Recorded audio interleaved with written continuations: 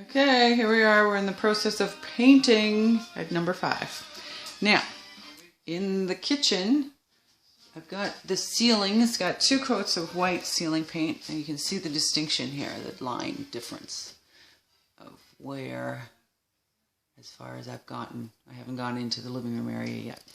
But here's how I paint. I start with a good ceiling paint, a white.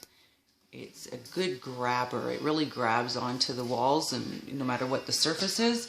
So I get 2 strong coats of that onto the ceiling, and I let it come right down onto the walls. And I use it also as my primer for my walls. Maybe a little more expensive than buying a separate primer. And I still wind up using a paint that has a built-in primer, but I just find it's a great surface to work with. And it kind of gets me familiar with all my edging and where I'm going to be going with it and how I'm going to use it. So you can see the difference on the wall there, where it's not as smooth and clean because I haven't put 2 coats on. No.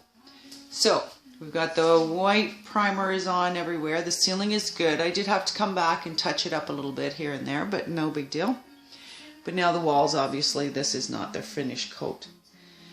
Where I went to next was around the windows. And I love these new windows. They were all nicely and just recently installed and nice and white to begin with. So all I did was I went around with my finishing white trim paint that I love to use. A little bit of a gloss to it, not just a semi-gloss. It's still not dry, so that's why it still looks shinier than it's ultimately going to be. But I can put that on without worrying about getting it on the walls and going over with it. So that works out really good. Now I get to move on to the fun part, because this is the part where you really get to see the results, and that is my color that I'm going to be putting on these walls. It's pretty light. It's called quarried limestone. It's not a real intense color, but up against the white it will be a nice sharp definition.